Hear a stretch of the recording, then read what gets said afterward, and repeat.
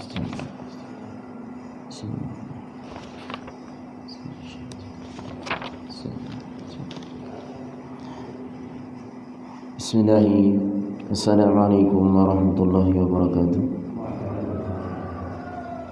Innal hamdalillah nahmaduhu wa nasta'inuhu wa nastaghfiruh wa natubu ilayhi wa na'udzu billahi min shururi anfusina wa sayyiati a'malina. Man yahdihillahu fala mudilla lahu wa man yudlil fala hadiya lahu. Asyhadu an la ilaha illallah wahdahu la syarika lahu wa asyhadu anna Muhammadan 'abduhu wa rasuluh sallallahu alaihi wa ala alihi wa ashabihi wa man tabi'ahu bi ihsanin ila yaumil qiyamah. Ya ayyuhalladzina amanu taqullaha haqqa tuqatih wa la tamutunna illa wa antum muslimun. Ya ayyuhan nasu taqu rabbakum alladzi khalaqakum min nafsin wahidah wa khalaqa minha zawjaha wa batha minhuma rijalan katsiran wa nisaa'a wattaqullaha alladzi tasaaluna bihi wal arham innallaha kana 'alaykum raqiba. يا أيها الذين آمنوا اتقوا الله وقولوا قولا سديدا يصلح لكم أعمالكم ويغفر لكم ذنوبكم ومن يطع الله ورسوله فقد فاز فوزا عظيما. أما بعد فإن أصدق الحديث كتاب الله وخير الهدي هدي محمد صلى الله عليه وسلم وشر الأمور محدثاتها وكل محدثة بدعة وكل بدعة ضلالة وكل ضلالة في النار. أعاذنا الله وإياكم جميعا من النار. Jamaah salat subuh rahimani wa rahimakumullah.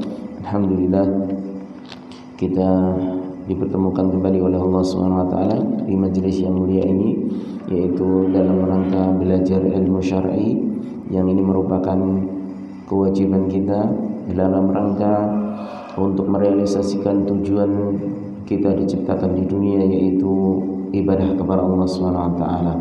Karena tanpa ilmu kita tidak akan mungkin bisa merealisasikan tujuan kita diciptakan di dunia ini. Tentunya dengan mengetahui apa-apa saja yang menjadi ibadah kita kepada Allah Subhanahu wa taala, maka tentunya kita akan semakin bisa merealisasikan tujuan di kehidupan kita di dunia ini, yaitu dalam rangka hanya beribadah kepada Allah Subhanahu wa taala.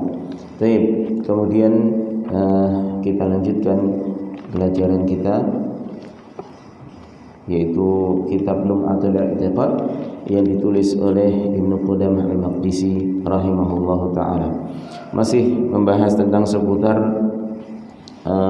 keimanan tentang asma wa sifat, ya.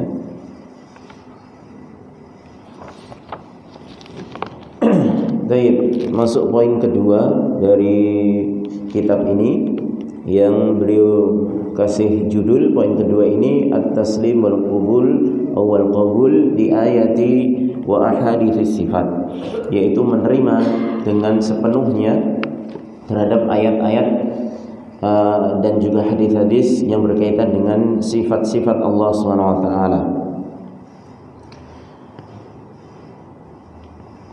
Beliau dalam poin kedua ini memberikan poin-poin, ya. Beliau mengatakan wa kullu ma jaa fil Qur'an, dan setiap apa yang datang dari Al-Qur'an, au sahha 'anil Mustafa alaihi salam, atau yang sahih dari Al-Mustafa yaitu Nabiullah Muhammad sallallahu alaihi wasallam, min sifatir rahman, dari atau yang mengabarkan tentang sifat-sifat Allah Subhanahu wa taala yang Maha Pengasih, wajib al-imanu bihi wa talaqqihi bitaslim wal qabul, maka wajib beriman dan menerimanya dengan penerimaan yang sebenar-benarnya penerimaan.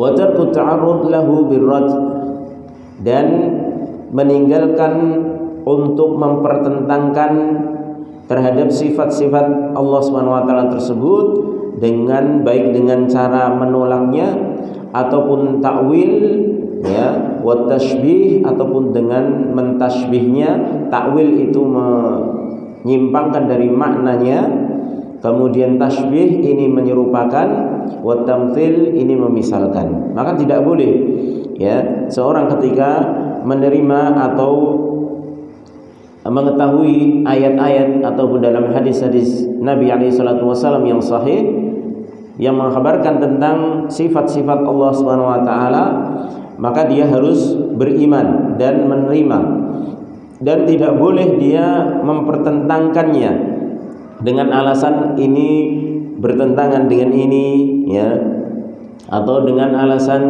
ini maknanya bukanlah ini, ya, atau dengan alasan ini kalau kita tetapkan nanti akan serupa dengan makhluknya atau semisalnya.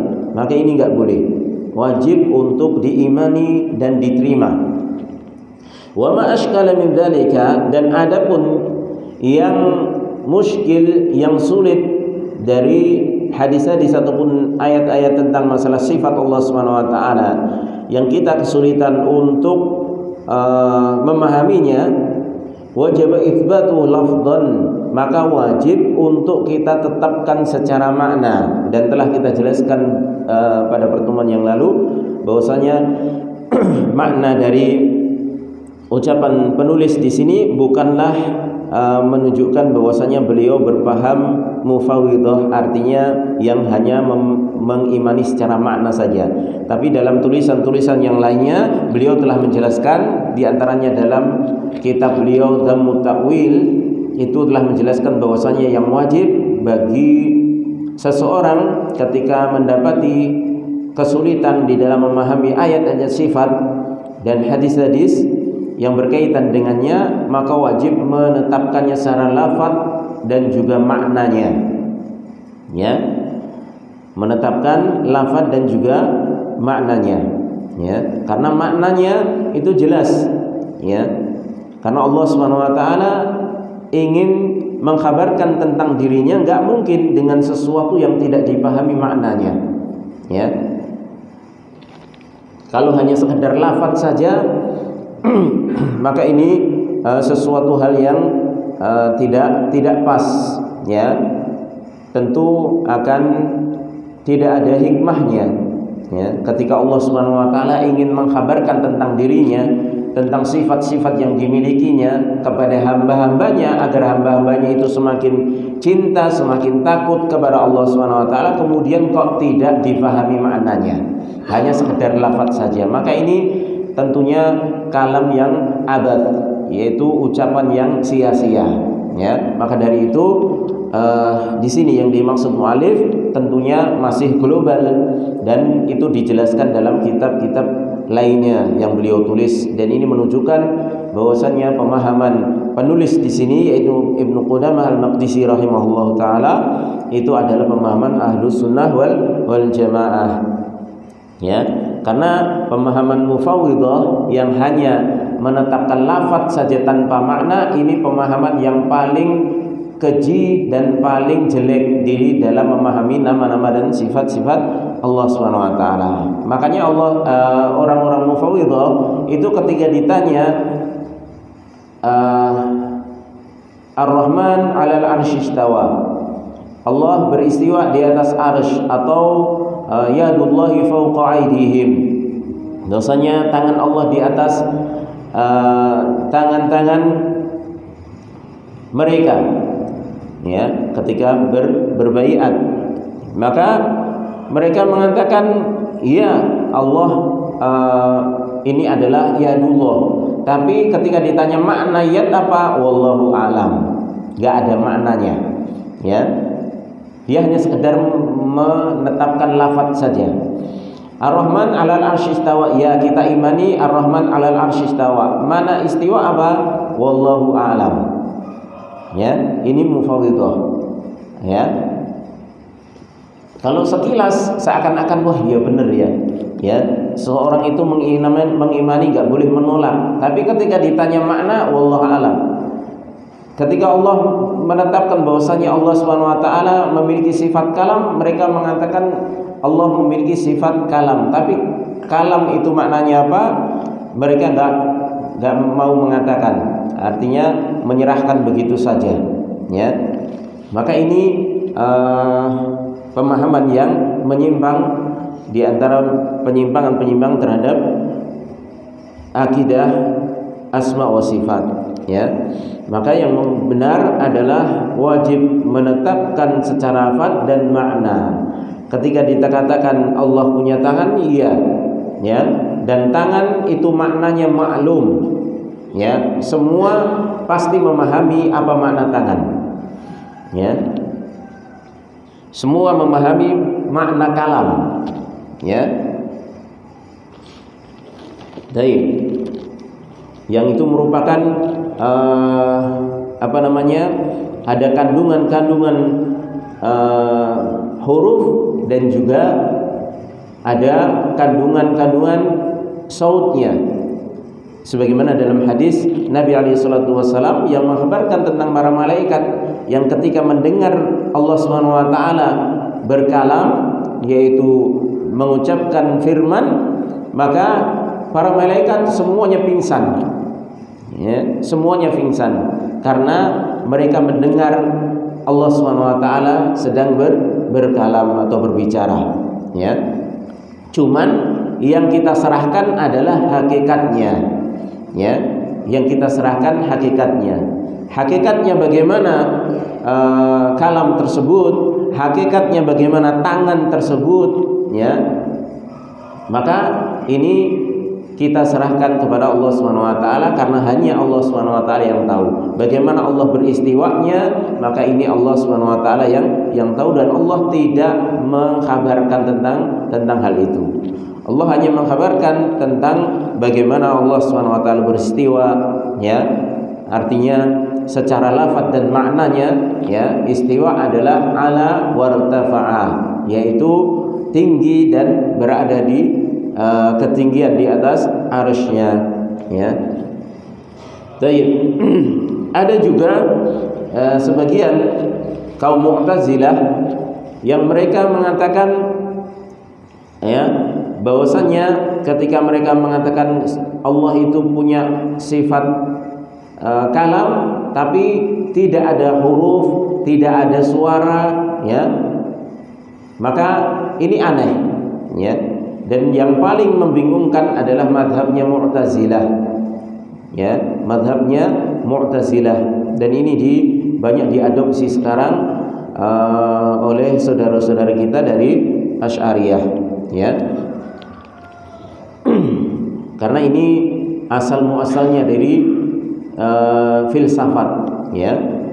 Jadi ketika mereka menetapkan Allah punya sifat sama, ya, Allah itu basir, tapi Allah SWT tidak memiliki penglihatan, ya. Artinya Allah maha melihat tapi tidak punya penglihatan.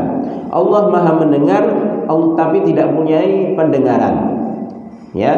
Seperti itu. Mereka kebingungan sendiri, karena kalau mau menolak bagaimana ini sifat Allah SWT yang sudah ditetapkan dalam Al-Quran maupun hadis, tapi kalau tidak ditolak pikiran mereka kerambian. Kalau tidak ditolak, Allah kita tetapkan memiliki pendengaran, kok kayak pendengaran makhluk, karena makhluk juga punya pendengaran, ya.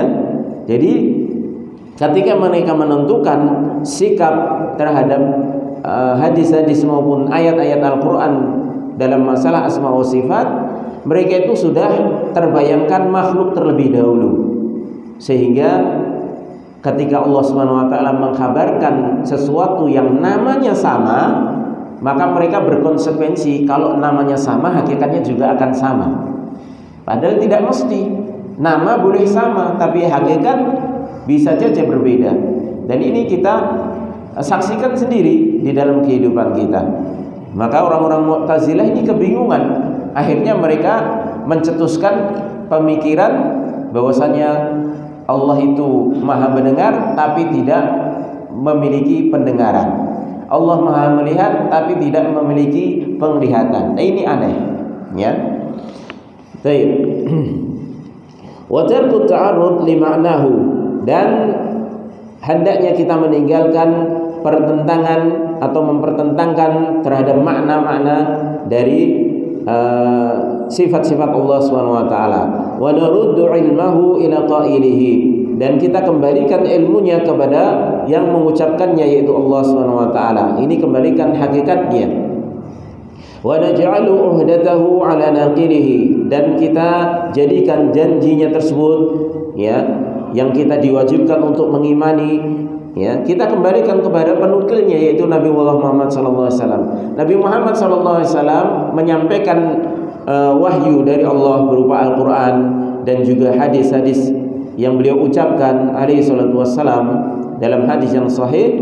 Maka ini semuanya janji-janji yang ada pada kedua hal tersebut, yaitu Al-Quran dan Sunnah. Maka kita kembalikan kepada penukilnya, yaitu Nabi Muhammad SAW. Ya, kalau beliau mencukupkan itu untuk beriman secara lafaz dan maknanya, maka kita cukupkan. Ya, ittiba'an li tariqir rasikhina fil ilmi, dalam rangka juga mengikuti jalannya orang-orang yang dalam ilmunya, yaitu orang-orang yang athnallahu alaihim, yang Allah SWT telah memuji mereka di dalam firman Allah SWT dalam surah Ali Imran ayat ke-7. Warrasikhuna fil ilmi yaquluna amanna bihi kullun min indi rabbina, dan orang-orang yang dalam ilmunya mereka mengatakan kami beriman dengannya, semuanya dari sisi Allah SWT. Yaitu ini berkaitan dengan ayat-ayat muhkam dan mutasyabih, ayat-ayat yang jelas dan samar. Maka orang-orang yang dalam ilmunya itu tetap mengatakan kami beriman dengan ayat-ayat tersebut, bahwasanya semuanya baik yang muhkam ataupun mutasyabih, yang jelas ataupun tersamar, maka itu semuanya datang dari sisi Rabb kami. Wa qala fi dhammi mubtaghi ta'wil li mutasyabih tanzilihi, dan Allah Subhanahu wa taala juga berfirman di dalam rangka mencela orang-orang yang mencari takwil dari ayat-ayat mutasyabih, yaitu ayat-ayat yang masih samar. Ya, masih dalam surah Ali Imran juga Allah Subhanahu wa taala menyatakan fa ammal ladzina fi qulubihim zayghun fayattabi'una ma tashabaha minhu ibtigha'al fitnah wa ibtigha'a ta'wilihi wa ma ya'lamu ta'wilahu illa Allah. Dan adapun orang-orang yang dalam hati-hati mereka itu ada kecondongan untuk sesat, ya, maka mereka fayattabi'una ma tashabaha minhu, ya, maka mereka itu mengikuti yang mutasyabih dari ayat-ayat tersebut, ya. Yang muhkam ditinggalkan, yang jelas ditinggalkan, tapi yang mereka ikuti, yang mereka senantiasa bawakan untuk berdalil, yaitu ayat-ayat yang mutasyabih, ayat-ayat yang masih samar, ya. Dalam rangka apa? Ibtigha'al fitnah, dalam rangka mereka mencari fitnah, menyebarkan fitnah, wabtigha'a ta'wilih, dan mencari-cari takwilnya, yaitu makna-makna yang sesuai dengan hawa nafsunya. Kemudian Allah Subhanahu wa taala menyatakan wa ma ya'lamu ta'wilahu illallah, ya, dan tidaklah ada yang tahu takwilnya kecuali Allah Subhanahu wa taala. Jadi ayat-ayat mutasyabih yang memang itu suatu yang samar secara hakiki, memang tidak ada yang tahu kecuali Allah, ya. Jadi mutasyabih secara hakiki, karena mutasyabih itu ada dua, mutasyabih secara hakiki dan secara nisbi. Adapun mutasyabih secara hakiki ini hanya Allah Subhanahu wa taala yang tahu. Contohnya tentang hakikat tangan Allah Subhanahu wa taala, hakikat bagaimana Allah itu beristiwa, ya. Hakikat bagaimana Allah itu turun ke langit dunia, itu hakikatnya, caranya bagaimana, itu ayat mutasyabih hakiki, ya. Itu hanya Allah yang tahu. Kalau itu serahkan kepada Allah Subhanahu wa taala, enggak usah dicari-cari, ya. Enggak usah dikatakan, lah nanti bagaimana kalau Allah turun kemudian arsy-nya kosong. Nanti kalau Allah di atas arsy, nanti Allah berarti butuh arsy, sebagaimana makhluk butuh kepada singgasananya, ya. Nanti bagaimana kalau Allah punya tangan, ya, apalagi kalau tangan Allah itu dua, ngatur alam semesta bagaimana, ya. Masa dengan dua tangan kita, dua tangan saja kerepotan, Ya, mau aktivitas ini dan itu secara berbarengan nggak bisa. Padahal Allah mengatur alam semesta ini seperti ini. Ini namanya ibtigha' ta'wilih. Ya, ini mencari-cari takwil yang tidak benar. Dan ini termasuk ayat mutasyabih hakiki. Maka ini serahkan kepada Allah Subhanahu wa taala. Kewajiban kita hanya beriman secara lafaz dan maknanya. Ya, kita fahami tangan, maknanya adalah tangan. Ya sudah. Hakikatnya bagaimana? Allah yang tahu. Ya. Hanya Allah yang tahu. Maka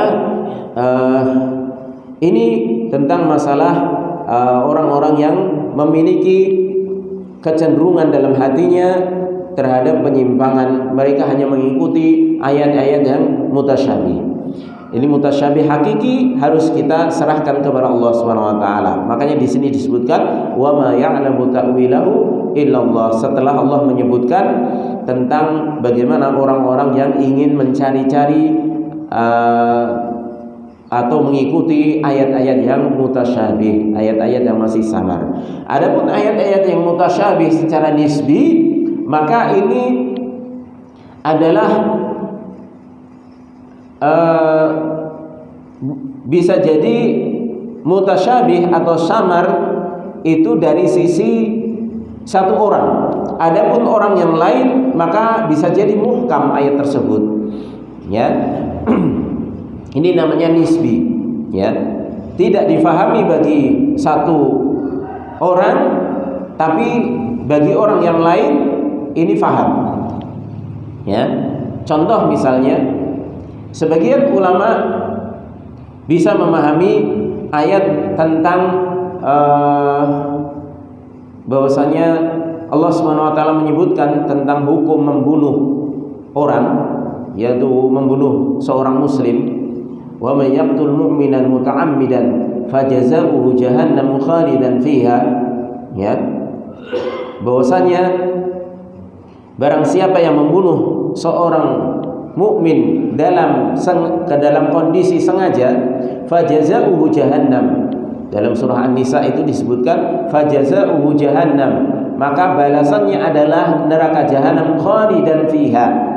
Kalimat khalidan fiha kalau diartikan secara bahasa adalah kekal di dalamnya. Ya, kekal di dalamnya. Ini termasuk ayat mutasyabih. Ya. Sebagian kelompok memahami bahwasanya dengan berdalil ayat ini bahwasanya orang pelaku dosa besar itu akan kekal di dalam neraka. Dengan dalil apa? Dalil ini. Karena membunuh seorang muslim itu Allah Subhanahu wa taala menggunakan kalimat khalidan fiha. Dia akan masuk neraka jahanam kekal di dalamnya. Makanya orang-orang Khawarij, Mu'tazilah memvonis pelaku dosa besar itu akan kekal di dalam neraka. Ya. Maka ini ayat mutasyabih, tapi mutasyabih nisbi, ya. Ini orang-orang Mu'tazilah, orang-orang Khawarij enggak bisa memahami ayat ini.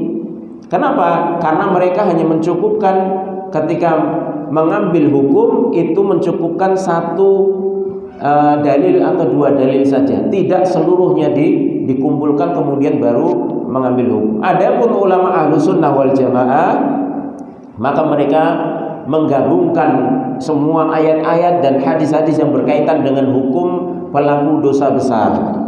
Bahkan termasuk membunuh seorang muslim dengan sengaja, ini adalah dosa besar. Tapi selama dia tidak menghalalkan hal tersebut, ya, maka dia tidak keluar dari Islam. Ya, tidak dihukumi keluar dari Islam. Lalu bagaimana ayat khalidan fiha tersebut?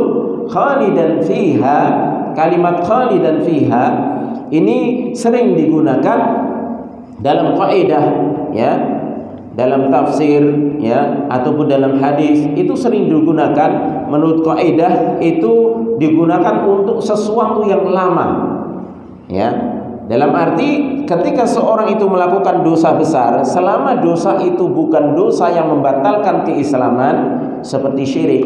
Karena dalam ayat lain sudah dijelaskan, innallaha la yaghfiru an yushraka bihi wa yaghfiru ma duna dzalika liman yasha. Sesungguhnya Allah Subhanahu wa taala tidak mengampuni dosa menyekutukan Allah Subhanahu wa taala, berbuat kesyirikan di dalam ibadah. Allah enggak ngampuni kalau dosa tersebut dibawa mati. Ya, tidak bertobat sebelum matinya. Wa yaghfiru ma duna dzalika liman yasha, dan Allah mengampuni dosa yang di bawahnya. Nah, maduna dzalika liman yasha termasuk di dalamnya membunuh seorang muslim. Ya, dosa yang di bawah kehendak Allah, kalau Allah berkehendak akan ampuni, kalau Allah juga berkehendak maka Allah akan siksa terlebih dahulu dari dosa tersebut. Maka ini termasuk dosa membunuh seorang muslim selama tidak menghalalkan perbuatan tersebut. Ya. Maka dosa ini masih di bawah dosa kesyirikan. Ya. Adapun kalimat khalidan fiha itu sering digunakan untuk sesuatu yang sifatnya lama. Ya. Dan ini untuk ancaman. Ya, untuk ancaman, ya. Maka ini yang difahami oleh para ulama ahlu sunnah wal jamaah dengan pemahaman yang benar, bahwasanya pelaku dosa besar itu tidak dikafirkan, ya, tidak keluar dari Islam, akan tapi dia melakukan dosa yang besar dan bisa terancam hukuman neraka walaupun tidak kekal, ya. Baik. Itu pembagian tentang mutasyabih, ya, bahwasanya ada dua, mutasyabih hakiki dan mutasyabih nisbi, ya. Maka bagi kita yang ketika kita mungkin membaca ayat maupun hadis tidak bisa kita fahami saat itu juga, maka ayat itu mutasyabih bagi kita, tapi belum tentu bagi ustadz kita, bagi ulama kita, ya, seperti itu. Maka wajib bagi kita untuk bertanya, jangan difahami sendiri, ya, karena faktor penyimpangan dari kelompok-kelompok yang ada di dalam Islam itu diantaranya ini. Ketika mereka mendapatkan satu ayat kemudian mereka fahami, padahal belum tentu ayat itu seperti itu. Karena masih ada ayat-ayat atau hadis-hadis yang lainnya yang perlu kita gabungkan, kemudian kita fahami dan akhirnya diambil kesimpulan. Dan itu tentunya tugas dari orang-orang yang memang dalam ilmunya, atau yang disebut oleh Allah Subhanahu wa taala ar-rasikhuna fil ilmi, yaitu para ulama. Ya. Ada yang ayat-ayat kita baca langsung paham, ada. Itu namanya ayat muhkam. Ya. Misalnya kita membaca ayat la taqrabuz zina, ya. Jangan kalian dekati zina, innahu kana fahishatan wa sa'a sabila. Sesungguhnya zina itu perbuatan keji dan jalan yang paling jelek yang ditempuh. Maka ini kita paham zina itu bagaimana. Ya, kita sudah pahami. Ya, tanpa kita bertanya pun zina itu paham. Larangan minum khamr, ya, kita juga sudah paham. Larangan minum khamr, kita nggak perlu tanya pun kita sudah paham. Oh, larangan untuk minum khamr itu minuman keras yang memabukkan, sudah kita paham. Ya, tapi ada ayat-ayat yang mutasyabih bagi kita, yang samar bagi kita, tapi tidak bagi para ulama, para ahlul ilmi. Maka kita wajib bertanya ketika kita mendapati ayat-ayat tersebut ataupun hadis-hadis yang mungkin kita belum bisa memahaminya. Jangan langsung kita pahami sendiri, nanti akan keliru, ya, dan akhirnya bisa menyimpang. Makanya kita lihat sekarang banyak sekali kan pencetus-pencetus pemikiran-pemikiran sesat, apalagi yang lagi viral saat ini, ya. Kita sebut langsung Az-Zaitun. Itu bagaimana pemahaman mereka? Ayat dicomot begitu saja, ya. Ayat dicomot begitu saja kemudian dipikirkan, kemudian dicetuskan hukum, ya. bahwasanya sholat renggang itu ada dalilnya, ya, dari firman Allah, wa idza qila lakum tafassahu fil majalisi fafsahu, ya, yafsahillahu lakum, ya, apabila kalian di majelis kemudian disuruh merenggang, ya, memberikan tempat luang, maka berilah tempat yang luang. Nah, ini ditafsirkan untuk sholat. Bayangkan, ya, ini kalau kita menuruti akal kita, satu ayat dicomot kemudian difikirkan, dicetuskan hukumnya, ya, disimpulkan hukumnya sendiri, bubar, ya. Padahal nggak ada satupun dari riwayat Rasulullah, para sahabat, para ulama-ulama, ya, sampai ulama-ulama ahlu sunnah sekarang ini menafsirkan hal demikian. Ayat itu untuk sholat itu nggak ada, ya. Kemudian sampai mengatakan bahwasanya Al-Quran ini adalah ucapannya Nabi Muhammad SAW, ya. Maka ini jelas satu kekeliruan, ya, satu kekeliruan, ya. Ini seperti Mu'tazilah, ya, yang mengatakan bahwasanya Al-Quran itu adalah inspirasinya datangnya memang dari Allah SWT, tapi lafadznya itu dari Rasulullah SAW. Maka ini jelas satu penyimpangan dan kesesatan yang nyata. Baik, faja'ala ibtigha'a ta'wil alamatan ala zaih, maka menjadikan Allah Subhanahu wa taala menjadikan ibtigha'a ta'wil, yaitu mencari-cari takwil dari ayat-ayat yang mutasyabih, ya, itu sebagai alamat kesesatan bagi seseorang. Wa qarranahu bi ibtigha'il fitnah fi dzam, dan Allah Subhanahu wa taala menggandengkan hal tersebut dengan mencari-cari fitnah, ya. Artinya ketika orang telah tersesat hatinya, kemudian dia mencari takwil dari ayat-ayat yang mutasyabih, ya, maka sebenarnya dia itu telah dicela oleh Allah Subhanahu wa taala, ya. Dia dicela oleh Allah Subhanahu wa taala, dan itu sebagai tanda bahwasanya hatinya itu telah menyimpang, ya. Tsumma hajabahum amma ammaluhu, kemudian Allah Subhanahu wa taala menghijabi mereka, ya, dari apa yang mereka angan-angankan. Artinya mereka menginginkan takwilnya, tapi Allah Subhanahu wa taala menutup angan-angan mereka.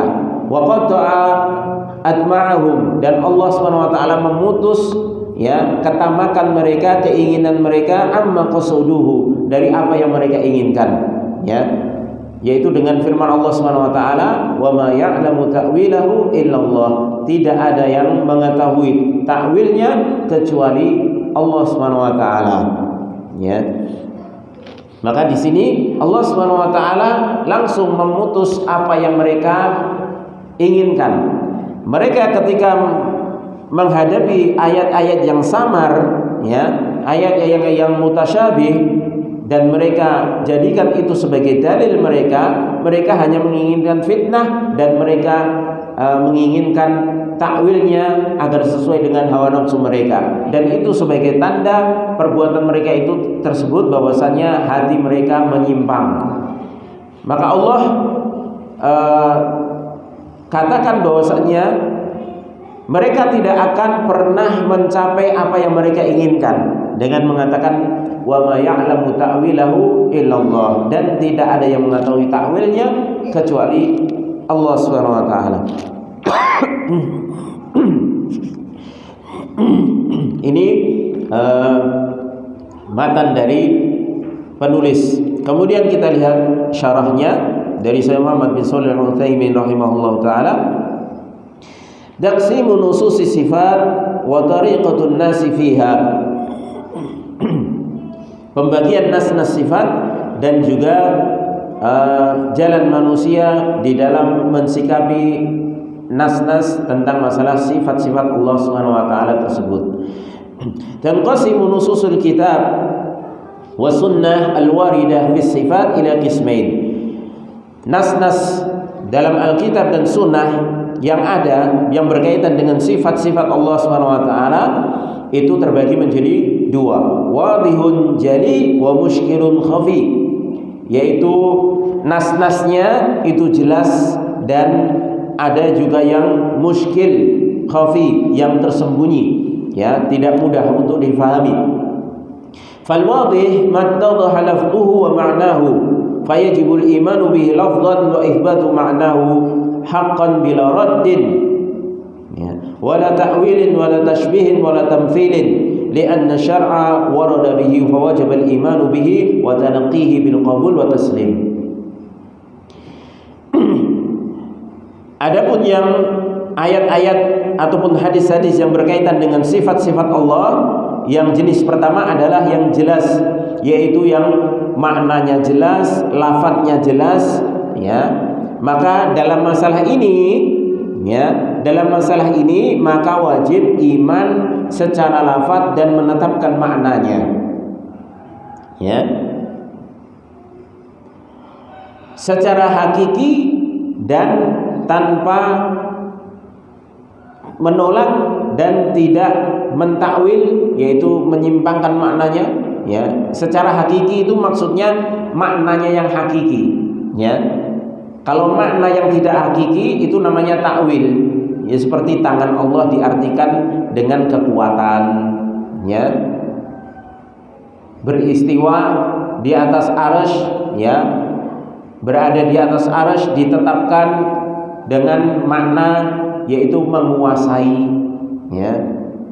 Itu namanya tidak menetapkan makna secara hakiki. Makna hakiki ya sesuai dengan lafadznya, sesuai dengan makna bahasanya bagaimana, ya. Wala tashbih, dan tidak boleh menyerupakan, ya. Tetapkan makna secara hakiki dan tidak usah kita bayangkan, ya, apakah bentuknya seperti ini atau serupa dengan milik makhluknya yang sama dengan namanya, maka enggak perlu, ya, boleh. Wala tamthilin, dan tidak boleh memisalkan. Kenapa? Karena syariat itu datang, ya, dengan lafaz tersebut dan sesuai makna yang difahami secara bahasa, ya. Maka wajib iman dengannya dan menerimanya dengan sebenar-benar penerimaan. Ini yang wadih, yang jelas, ya. Wa amal muskil, adapun yang muskil, fahuwa ma lam yattadhih ma'nahu li ijmali fi dilalatihi aw qasrin, ya, fi fahmi qari'ihi fayajibu itsbatu lafzihi li wurudi syar'i bihi wa tawaqqufi ma'nahu wa tarku ta'arud lahu li'annahu muskilun la yumkinu al-hukmu 'alayhi fala nuddu 'ilmahu ila Allah wa rasulih. Adapun yang muskil, ayat-ayat yang berkaitan dengan sifat-sifat Allah Subhanahu wa taala, yaitu yang tidak jelas secara maknanya. Kenapa? Karena pengkhabarannya itu global, ya. Pengkhabarannya masih global, ya. Atau dikarenakan kurangnya pemahaman dari sang pembaca, ya. Kurangnya pemahaman dari sang pembaca, ya. Seperti tadi misalnya al-istiwa itu terkadang secara makna, ya, makna istiwa dengan makna aliyat, orang itu mudah memahami makna aliyat, ya. Ketika diartikan aliyat itu adalah tangan, itu hampir-hampir awam pun, orang awam yang gak pernah belajar pun paham namanya tangan itu, ya, maknanya bagaimana tangan itu tangan, ya. Tapi ketika mendengar istiwa ini sebagian gak paham maknanya, ya. Lafadznya iya dibaca istiwa ar-Rahman 'alal 'arsy istawa, ya. Tapi maknanya gak paham kalau dia gak belajar. Beda dengan makna tangan tadi, ya. Beda dengan makna tangan. Maka ini bisa jadi bagi orang awam makna istiwa muskil secara maknanya. Kenapa? Karena dari sisi bahasa dia kurang memahami, ya, karena bukan orang istilahnya belajar, ya, orang awam. Tapi kalau makna yad, makna tangan itu sudah difahami. Namanya tangan, ya tangan, ya. Maka ketika hal semacam ini terjadi, ya, ayat semacam ini muskil secara makna bagi sebagian orang, ya, maka wajib bagi dia untuk menetapkan lafadznya terlebih dahulu, ya, karena memang syariat datang dengan lafadz tersebut. Kemudian tawakuf, berhenti di dalam masalah maknanya, tanyakan dulu artinya, ya, kepada yang lebih tahu, ya. Baru ketika dia setelah mengetahuinya, dia imani secara maknanya. Ketika sudah ditanyakan, Ustaz, bagaimana istiwa itu maknanya apa tuh? Istiwa itu maknanya ala wartafa'a, ya, itu berada di atas, ya, yaitu Allah Subhanahu wa taala istiwa di atas arsy, ya. Maka ketika sudah paham arti maknanya, maka dia imani. Tapi ketika belum paham, maka lafadznya dia tetapkan dulu, ya. Jangan langsung keburu-buru tolak karena saya nggak paham mana istiwa. Ini nggak mungkin makna Allah Subhanahu wa taala beristiwa. Jangan. Lafaz istiwa itu ditetapkan dulu, ya. Dan kemudian maknanya kalau dia belum bisa bertanya, maka dia tawakuf dulu, berhenti dulu, ya, karena memang dia muskil dalam hal tersebut, ya. Wa tarkut ta'arud, dan ketika belum tahu maknanya jangan dipertentang-tentangkan dengan yang lainnya, ya, karena kita belum tahu ilmunya. Li'annahu muskilun la yumkinul hukmu alaih. Karena yang namanya sesuatu yang muskil, sulit untuk dipahami, tidak mungkin kita menghukumi, ya. Karena kita nggak memahami mana istiwa, kemudian kita langsung tolak, nggak mungkin Allah beristiwa di atas arsy, ya. Kemudian ditolak, ya. Jangan. Karena ini masih muskil bagimu, tapi bagi para ulama tidak. Maka bertanya, ya. Fanaruddu ilmahu ila Allah wa rasulih, maka kembalikan ilmunya tersebut kepada Allah dan Rasulnya, ya.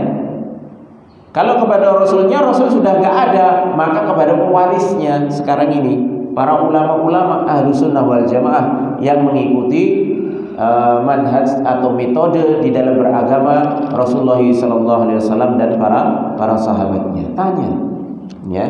Karena muskil bagi kita belum tentu muskil bagi para ulama, ya. Baik. Wa qad qasamat turuqun nas fi hadzal muskil ila tariqain. Nah, maka di sini disebutkan dan terbagi jalan-jalan manusia di dalam menghadapi kemuskilan atau ketidakmampuan memahami ayat-ayat ataupun hadis-hadis yang berkaitan dengan sifat-sifat Allah Subhanahu wa taala ini terbagi menjadi dua jalan. At-tariqatul ula, jalan yang pertama, tariqatur rasikhina fil ilmi alladziina amanu bil muhkam wal mutasyabih wa qalu kullun min 'indi rabbina wa taraku at-ta'arruda lima la yumkinuhum al-wusulu ila ma'rifatihi wal ihatati bihi ta'dhiman lillahi wa rasulihi wa ta'adduban ma'an nususi asy-syar'iyyah wa hum alladziina athna Allahu 'alaihim biqaulihi ar-rasikhun war-rasikhuna fil 'ilmi yaquluna amanna bihi kullun min 'indi rabbina. Cara yang pertama yaitu cara yang ditempuh oleh orang-orang yang memiliki ilmu yang mendalam, yaitu orang-orang yang beriman dengan ayat-ayat muhkamnya yang jelas ataupun ayat-ayat yang mutasyabihnya yang samar. Dan mereka mengatakan semuanya itu dari sisi Rabb kami, dan mereka meninggalkan mempertentangkan terhadap ayat-ayat tersebut dikarenakan tidak mungkin bagi mereka untuk sampai ke derajat mengetahuinya, ya, terhadap ayat-ayat yang mutasyabih tersebut, itu dalam rangka ta'ziman lillah, ya, dalam rangka mengagungkan Allah dan Rasulnya, dan juga beradab bersama terhadap nas-nas syar'iyah, ya, terhadap Al-Qur'an maupun sunnah. Ini adabnya, ya. Maksudnya di sini adalah kalau mutasyabihnya itu mutasyabih yang nisbi, maka mereka akan mengetahuinya, ya, karena mereka orang-orang yang rasikhuna fil ilmi. Tapi kalau mutasyabihnya hakiki, orang-orang yang dalam ilmunya itu tidak ambil pusing dalam masalah itu. Mereka imani saja, serahkan itu semuanya kepada Allah Subhanahu wa taala. Seperti tadi, ya, hakikatnya wajah Allah itu bagaimana, itu mutasyabih hakiki. Orang-orang yang dalam ilmunya nggak perlu cari-cari alasan untuk menolak, ya. Nanti kalau Allah punya wajah bagaimana, sama dengan makhluknya. Allah punya tangan, Allah punya kaki, wah, bingung, ya. Orang-orang yang dalam ilmunya santai, mereka serahkan masalah mutasyabih hakiki itu kepada Allah Subhanahu wa taala. Karena itu memang ranahnya Allah Subhanahu wa taala, hanya Allah yang mengetahui, ya. Hanya Allah yang mengetahui. Adapun mutasyabih secara nisbi, maka mereka memerlukan untuk mendalami ilmu lebih jauh lagi, ya, seperti mengumpulkan dalil-dalil yang ada, kemudian baru disimpulkan hukumnya. Ini jalan yang pertama, yaitu yang ditempuh oleh orang-orang yang dalam ilmunya. Mereka mengatakan aman nabihi, kami beriman dengannya, kullun min indi rabbina, semuanya itu baik yang ayat yang jelas ataupun mutasyabih, baik itu mutasyabih nisbi atau terutama yang hakiki, maka itu adalah datangnya dari sisi Allah Subhanahu wa taala semuanya. Kemudian at-tariqatu tsaniyah, jalan yang kedua, tariqatu zaihina alladziina ittaba'u al-mutasyabiha talaban lil fitnah wa saddan lin nas an dinihim wa an tariqati salaf as-salih fahawalu ta'wil hadzal mutasyabihi ila ma yuriduna la ila ma yuriduhu Allah wa rasuluhu wa darabu nusus al-kitab wa sunnati ba'daha min بعضها ببعض وحاولوا الطعن في دلالتها بالمعارضة والنقص ليشككوا المسلمين في دلالتها ويعموهم عن هدايتها وهؤلاء هم الذين ذمهم الله بقوله فأما الذين في قلوبهم زيغ فيتبعون ما تشابه منه ابتغاء الفتنة وابتغاء تأويله وما يعلم تأويله إلا الله.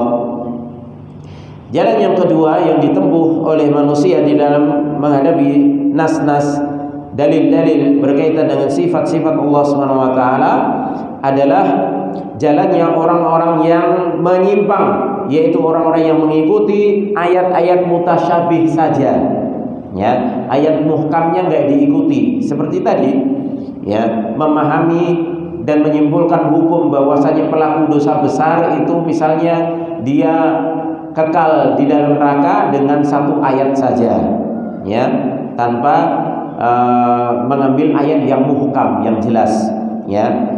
Atau memahami bahwasanya ini maksudnya bukan tangan, ini maksudnya adalah kekuasaan, ya. Karena kalau Allah punya tangan berarti Allah serupa dengan makhluknya. Ini bukan Allah berada di atas arsy, tapi kalau Allah berada di atas arsy, ini berarti Allah sama seperti makhluknya membutuhkan yang lain, ya. Maka diganti maknanya, bahwasanya maknanya adalah menguasai arsy, ya. Maka ini semuanya mereka ikuti dalam rangka talaban lil fitnah, mencari-cari fitnah agar fitnah itu tersebar di kalangan kaum muslimin, ya. Yang padahal di awal-awal generasi itu tidak ada masalah terhadap nas-nas tentang sifat-sifat Allah Subhanahu wa taala, enggak ada masalah. Mereka enggak ribut ketika Allah menurunkan Allah punya tangan. Mereka enggak ribut ketika Rasulullah SAW mengkabarkan Allah punya kaki. Mereka enggak ribut ketika Allah Subhanahu wa taala mengkabarkan dirinya beristiwa di atas arsy-Nya, ya. mereka nggak ribut ketika Allah Subhanahu wa taala menyatakan wa yabqa wajhu rabbika dzul jalali wal ikram, dan tetaplah wajah Allah Subhanahu wa taala ya yang maha mulia ya. Mereka nggak ribut, tapi baru-baru di generasi-generasi akhir mereka ribut. Karena apa? Karena pikiran mereka sudah inginnya fitnah saja ya, menginginkan agar supaya kaum muslimin itu ya menjadi ragu terhadap keimanan ya, terhadap Allah Subhanahu wa taala ya. Ya, memang itu tujuan mereka ya, menjadikan rancu di dalam memahami agama yang sebenarnya agama ini mudah ya. Karena Rasulullah SAW sudah menyatakan inna hadzal din yusrun, sesungguhnya agama ini mudah. Walan yushadad din illa ghalabahu, tidak ada yang mensusah-susahkan dirinya di dalam agama ini illa ghalabahu, kecuali dia akan terkalahkan sendiri ya, dia akan terkalahkan sendiri. Orang kalau memikirkan Allah itu pikirannya kayak makhluk, dia akan repot sendiri, susah sendiri ya. Akhirnya ketika Allah bicara ini, oh sama dengan makhluk, tolak. Allah bicara ini sama dengan makhluk, tolak. Akhirnya kesimpulannya Allah itu nggak ada ya. Kesimpulannya Allah itu nggak ada ya. Itu kesimpulan akhirnya. Akhirnya orang itu nggak percaya dengan adanya Allah Subhanahu wa taala. Karena ketika mendengar tentang ayat terutama dengan masalah sifat Allah Subhanahu wa taala, dia berpikirnya tentang makhluk saja, tentang sesuatu yang dia indra, bukan berbicara dari keimanan. Beda kalau seorang itu berbicara dari keimanan ya, maka dia imani sudah. Allah kabarkan demikian, sudah imani ya. Lafadznya demikian, maknanya sudah dipahami, imani ya.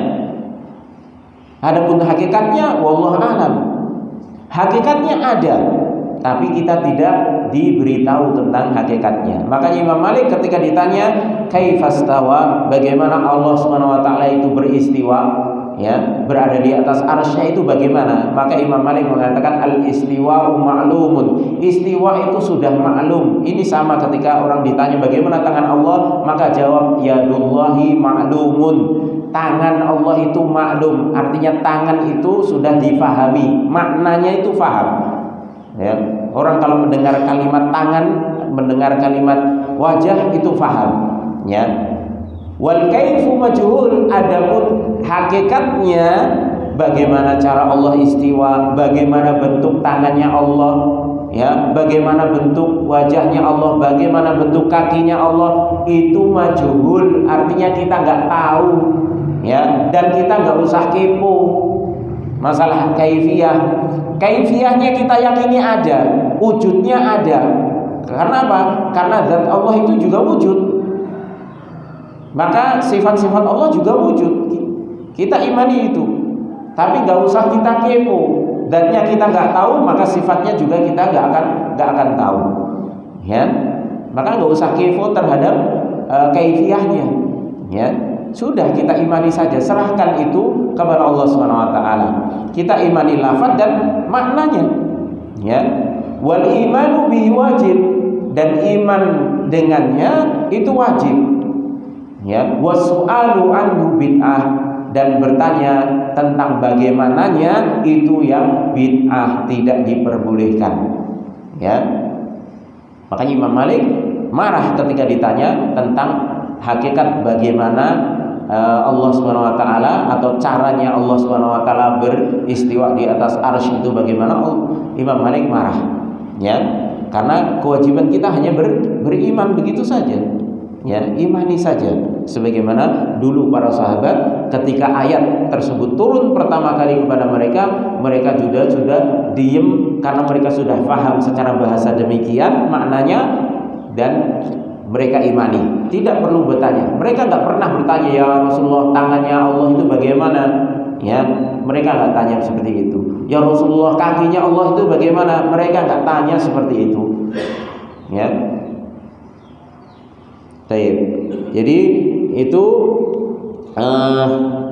di antara cara yang ditempuh oleh manusia di dalam memahami ayat-ayat atau hadis-hadis yang berkaitan dengan sifat-sifat Allah SWT, yaitu mereka adalah di antaranya orang-orang yang menyimpang, ya, dan itulah yang disebutkan oleh Allah SWT, fa ammal ladzina fi qulubihim zayg. Adapun orang-orang yang di dalam hati-hati mereka itu ada penyimpangan, maka mereka mengikuti yang mutasyabih, yang samar, ya, dalam rangka mencari fitnah dan mencari-cari takwilnya, ya, dan tidak ada yang mengetahui takwilnya kecuali Allah Subhanahu wa taala, ya. Maka ini tidak boleh kita tempuh jalan yang kedua ini, ya, karena ini memang jalannya golongan orang-orang yang menyimpang dengan tujuan membuat fitnah dan membuat ragu keimanan kaum muslimin, ya. Mereka sering mempertentangkan, ya, ketika ditetapkan Allah di atas arsy, mereka tentangkan, ya, padahal dalam ayat lain Allah mengatakan wa huwa ma'akum aina ma kuntum, ya, Dia Allah SWT bersama kalian dimanapun kalian berada, ya. Masa Allah dimanapun berada, dari satu sisi Allah juga berada di atas arsy? Gak mungkin, ya. Ya, mereka pertentangkan dua ayat tersebut, ya. Akhirnya mengambil kesimpulan Allah itu di mana-mana, ya.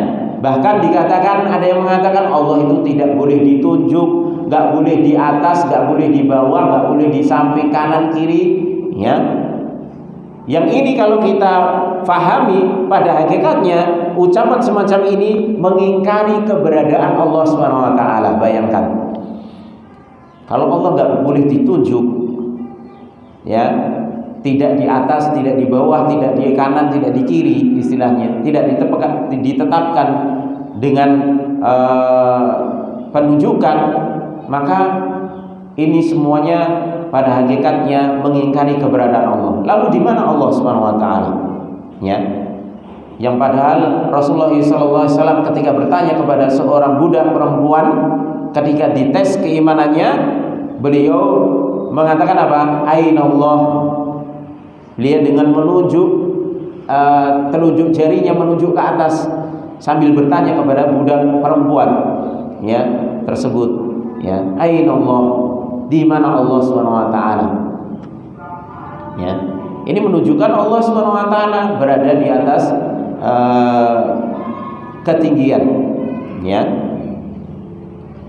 Adapun hadis-hadis yang lainnya yang menunjukkan Allah nuzul turun di langit dunia ketika sepertiga malam, ya. Ini enggak bertentangan. Kenapa? Satu sisi Allah Subhanahu wa taala memiliki sifat dzatiyah yang senantiasa berada di atas ketinggian, ya.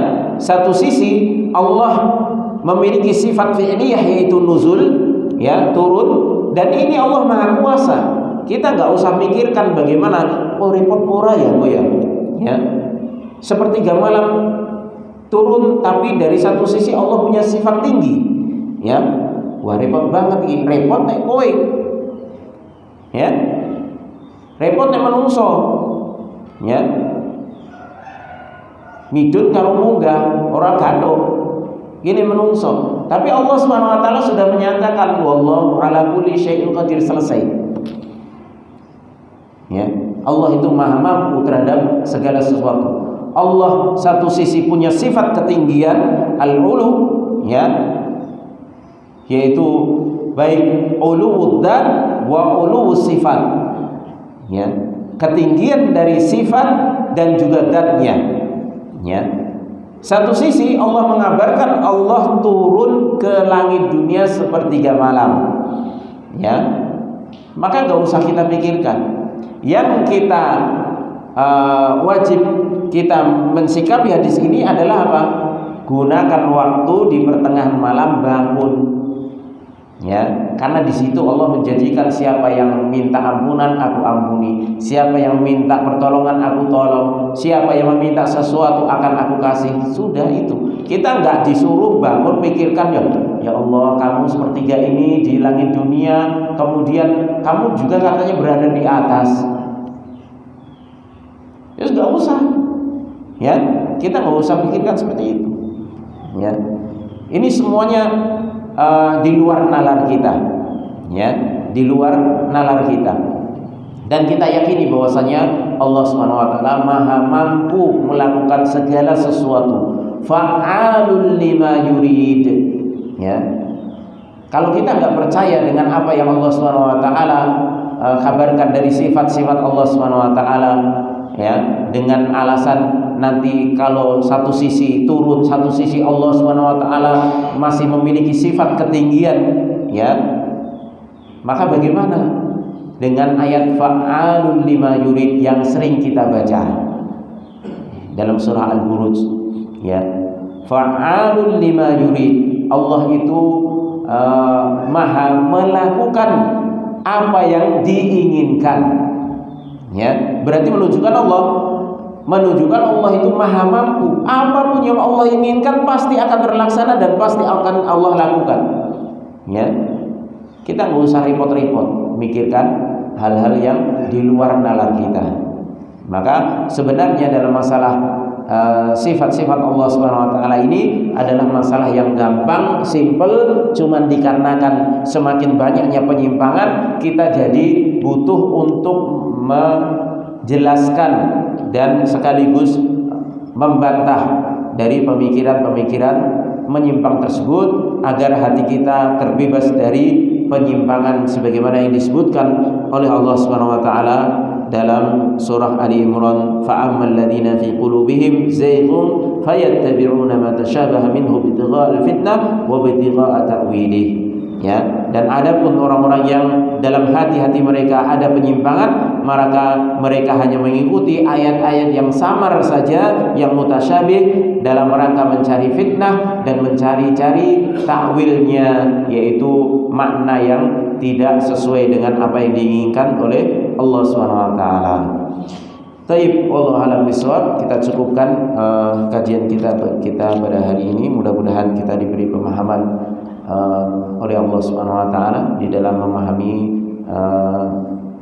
ayat-ayat Allah Subhanahu wa taala maupun hadis-hadis Nabi alaihi salatu wasallam, khususnya yang berkaitan dengan sifat-sifat Allah Subhanahu wa taala, agar supaya kita semakin kuat keimanan kita kepada Allah, semakin tumbuh kecintaan kita kepada Allah Subhanahu wa taala, dan semoga kita dijauhkan dari penyimpangan-penyimpangan yang terjadi di dalam masalah memahami sifat-sifat Allah Subhanahu wa taala. Baik, sebelum saya akhiri, ada sedikit pengumuman bahwasanya di Masjid Sabilillah ini qadarullah kemarin lantai masjid ini pecah, ya.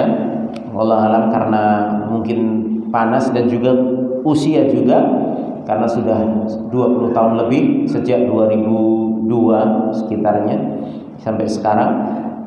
Maka Masjid Sabilillah ini ada penawaran wakaf untuk antum semuanya, ya, yaitu dengan insyaallah akan mengganti keramik masjid ini seluruhnya, karena kalau kita tambal itu kita tidak mungkin, ya, artinya hasilnya juga akan semakin tidak membuat nyaman nanti yang ibadah di masjid, terutama di Masjid Sabilillah ini. Maka kita putuskan untuk ganti dan kita lelang wakaf, ya, per meter itu 200.000, dan ini sudah dihitung sekitar 170 meter plus pasang itu semuanya. Maka kita buka dan alhamdulillah kita sudah mendapatkan sekitar 80-an meter, ya, berarti tinggal sekitar 90-an meter. Maka monggo bagi yang ingin berlomba-lomba dalam kebaikan, kita tunggu partisipasi antum, ya, segera mungkin, karena nanti kalau sudah memenuhi target, maka donasi atau kesempatan wakaf ini akan kita tutup, ya.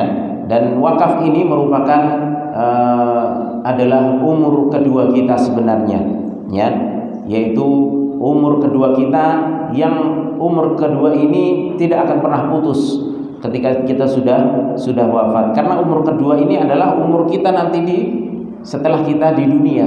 Artinya setelah kita mati, maka barulah kita menjalani umur kedua.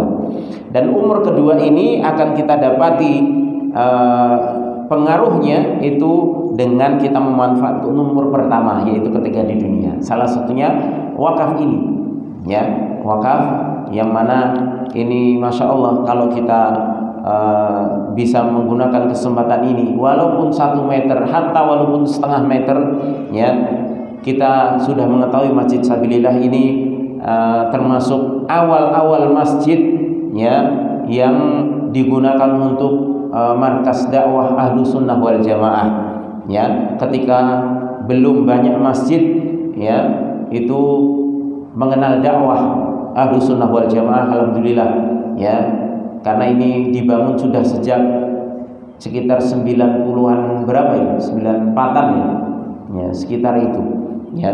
Dan kita sudah mulai bikin kajian itu sekitar 98, 99 itu sudah kita bikin kajian Ahlus Sunnah wal Jamaah, dan alhamdulillah sampai sekarang. Maka masya Allah ini merupakan amal jariah bagi antum sekalian, ya. Ini wakaf yang tidak akan pernah terputus, ya, ya. Dan juga ini kesempatan bagi kita mungkin selaku anak, kalau kita ingin berbuat baik kepada orang tua, kita wakaf sebagian atas nama orang tua, sebagian atas nama kita sendiri, maka ini insya Allah kita akan mendapatkan pahala double, ya. Dan apalagi ini masih di bulan haram, di bulan Dzulhijjah, ya. Dan nantinya pengerjaan ini kita harapkan sebelum habis bulan haram yang selanjutnya, yaitu Muharram, ini sudah selesai, karena perkiraan untuk pasang itu hanya sekitar 2 minggu, ya, sekitar 2 minggu insyaallah, ya. Maka sekali lagi gunakan kesempatan ini dengan sebaik-baiknya. Nanti kalau ingin wakaf, ya, maka hubungi bisa bendahara masjid ini, yaitu Mas Dimas, ataupun sekretarisnya, yaitu Mas Wawan. Ini bisa insyaallah menghubungi beliau, dan fastabiqul khairat, ya, berlomba-lombalah dalam kebaikan, walaupun hanya sesuai dengan apa yang kita mampu. Maka jangan sampai kita menyesal ketika kebaikan itu sudah di depan mata dan kita sudah niat untuk melakukannya. Jangan kita tunda-tunda, ya, karena menunda-nunda kebaikan ketika kita mampu untuk melaksanakannya itu adalah termasuk godaan iblis yang paling kuat menggoda seorang untuk berbuat baik, yaitu taswif. Sebagian ulama bahkan mengatakan inna taswif jundun min junudil iblis. Sesungguhnya menunda-nunda kebaikan yang sudah ada kerentek dan kemampuan untuk dilakukan tapi ditunda nanti, maka itu adalah di antara dari tentara iblis, ya.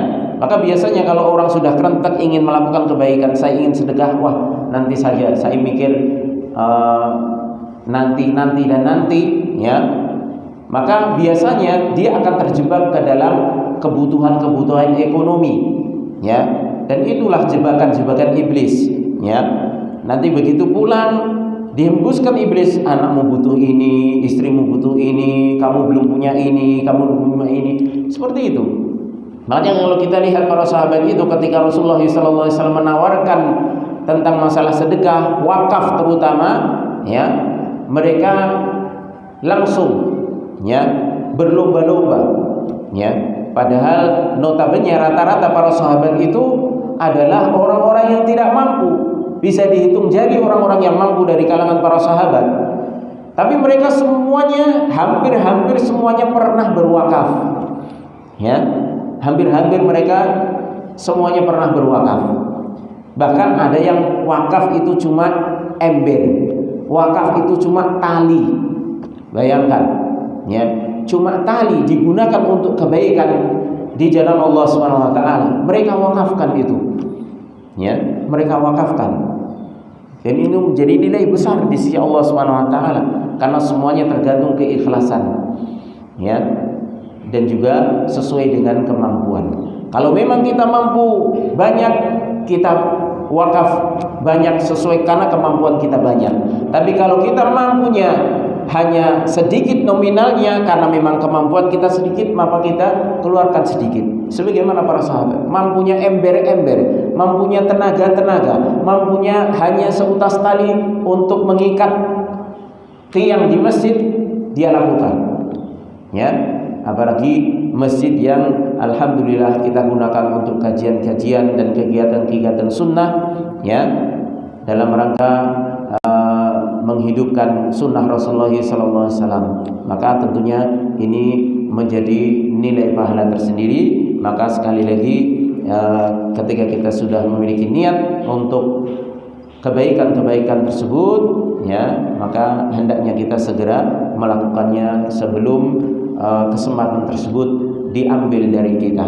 Ya, tentunya kita ini merupakan orang-orang yang Allah Subhanahu wa taala pilih untuk mendengarkan pengumuman masalah kebaikan-kebaikan seperti ini, ya, agar supaya Allah Subhanahu wa taala sebenarnya menghendaki kebaikan bagi kita, ya. Maka ini hendaknya sekali lagi digunakan kesempatan tersebut karena Allah Subhanahu wa taala telah memilih kita untuk mendengarkan dan mengetahui kesempatan baik ini, ya. Baik. Nanti untuk selanjutnya bisa dilanjutkan atau menghubungi panitia masjid yang ada, Mas Dimas atau Mas Wawan, ya. Baik, kita cukupkan sekian dulu untuk kajian kita. Wallahu a'lam bishawab. Wa sallallahu ala nabiyyina Muhammadin wa ala alihi washabbihi wasallam. Wa akhiru da'wana alhamdulillahi rabbil alamin. Subhanakallahumma wa bihamdika asyhadu an la ilaha illa anta astaghfiruka wa atubu ilaik. Wassalamualaikum warahmatullahi wabarakatuh.